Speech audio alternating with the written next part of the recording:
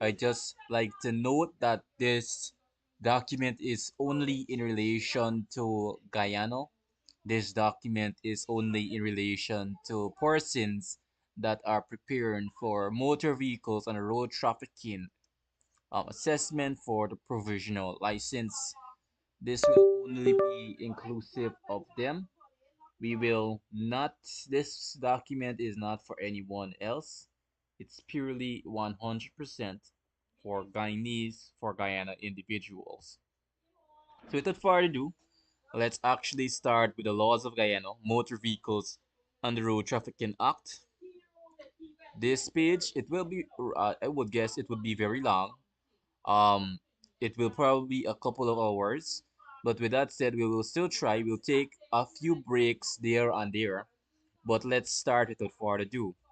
So note on the subsidiary legislation, a considerable number of items of subsidiary legislation are currently being revised. As a result, all terms of subsidiary legislation have been omitted from the publication. What does this mean? It means that some of the terms utilized in this booklet or utilized in the document are not unilaterally present for persons outside of Guyana.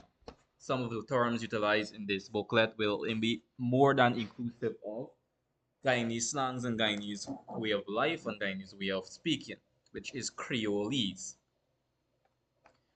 Let's actually start with the beginning of terms and we'll take a look at the rest.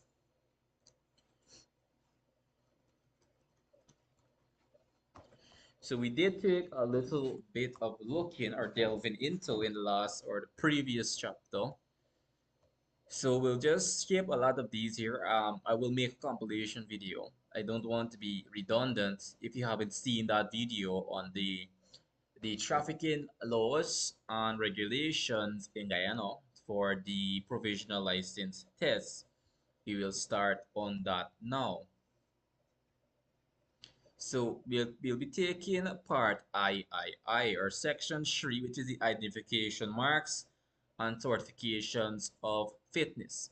The licensing officer shall assign to every motor vehicle on registration a distinctive identification mark consisting of a number or a number and a letter. There may be different series of marks for each for such different classes of vehicles as may be prescribed.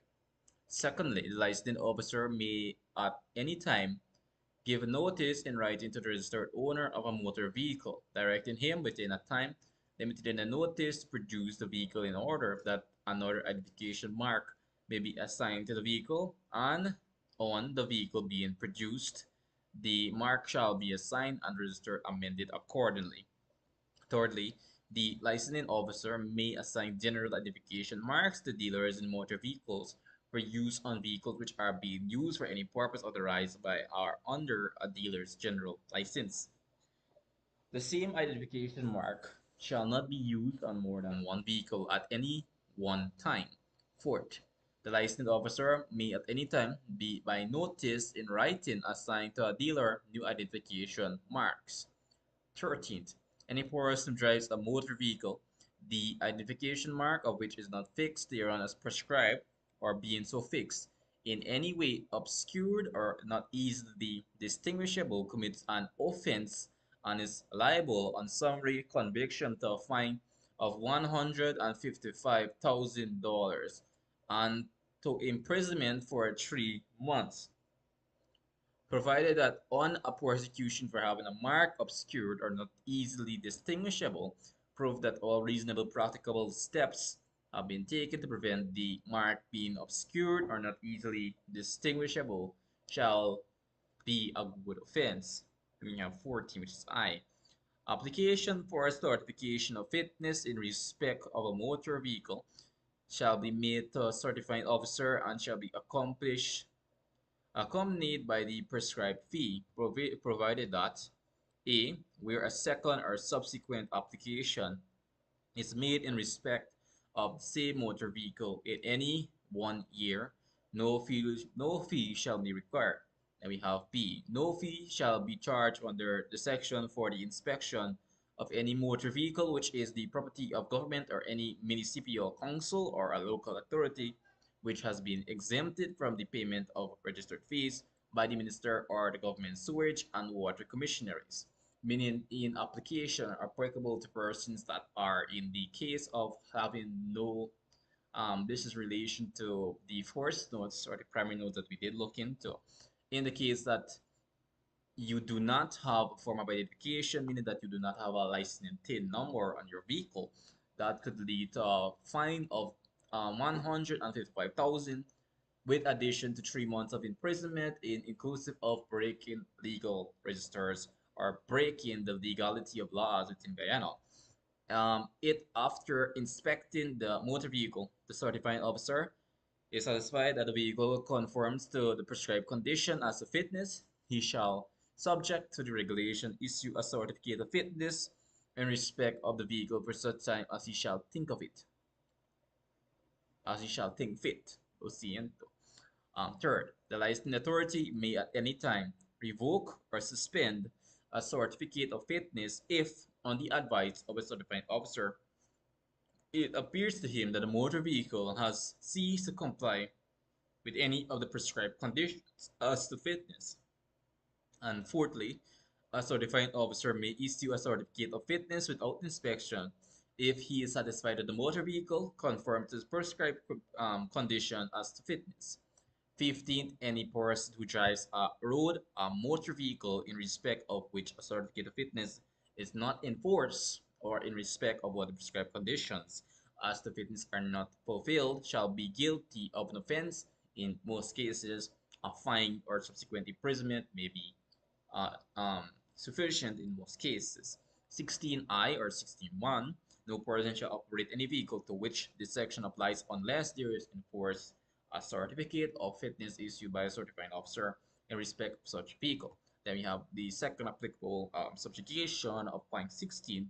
Any application for the issue of a certificate of fitness on this section shall be accompanied by a fee of $65,000 in the case of an offense, meaning that you do not regate the general laws in relation to what is prescribed in the 16th article, you will be charged with a 65,000 failure to actually comply with the sum of payments described.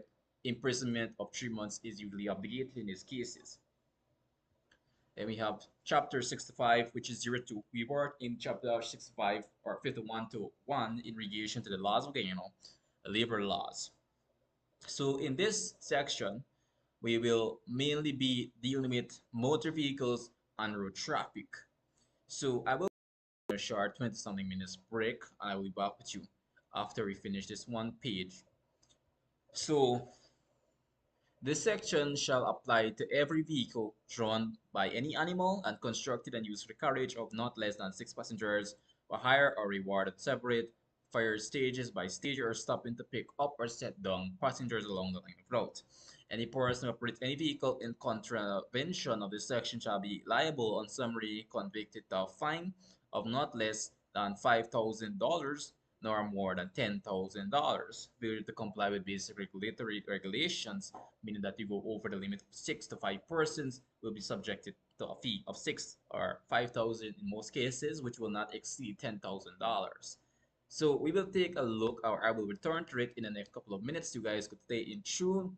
We'll take a look at part IV, which is licensing fees, in case of what is needed in the case that you do attain the provisional license. In the case that you do attain the provisional license, these are the regulations that govern the actual processing fee. The case of having a competence, in the case of having a TIN number or ID, etc., etc. When I return, we'll deal with that in a couple of minutes.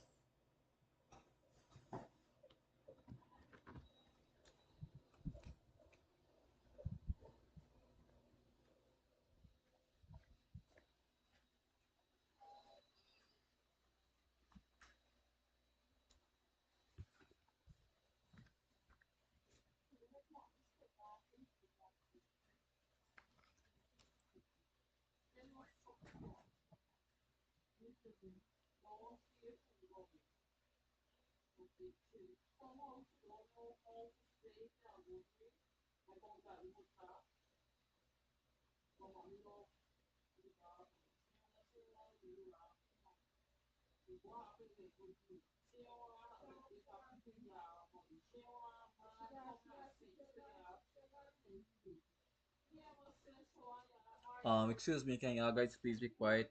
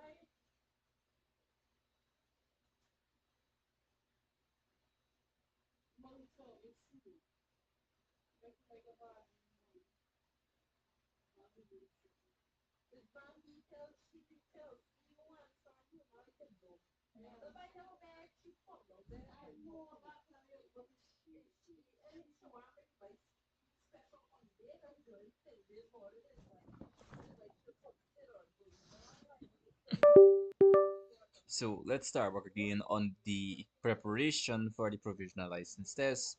This is part IV, which is license fees. There shall be charged, levied, and paid in respect of motor vehicles used or kept for use on roads, license fees at respective annual rates specified in the force schedule. Secondly, the fees charged under this section shall be paid annually upon license be taken out by persons keeping vehicles for use, which license shall expire on the 4th December of the year in respect of which such license are issued, provided that where a vehicle is licensed for the first time on or after the 1st July in any year, the license fee charge able fee shall be 55% of the annual fee. License fee shall be due on the 1st of January in every year except in respect of vehicles being licensed for the first time, when the fees therefore shall be due at the time of first registration in Guyana of such vehicles in relation to the Article 51 or COP 51 2. No license fee shall be paid or payable in respect of any vehicle which is exempted from registration or from payment of a registration fee under Section 8 or which is exempted under the provisions of the force schedule.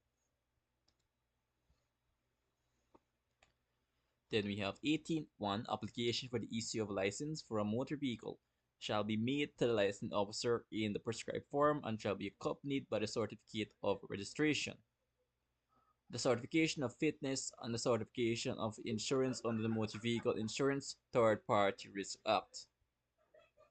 Anyways, guys, hopefully you are enjoying the video, and more videos like this are coming very soon.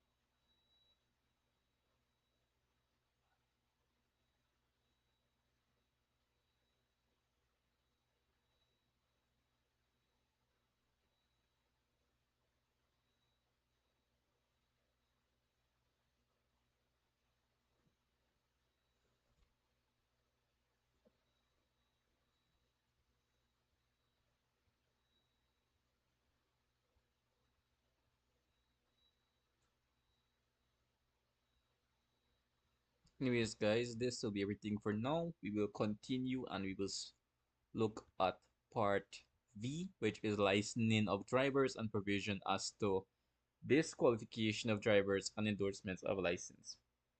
So the second segment of this video has least relation to the previous notes on part 4. It was very much redundant and not really necessary. So for part B on the next video, we'll be taking that licensing of drivers and provisions, things that could actually disqualify you or make you exempted from licensing.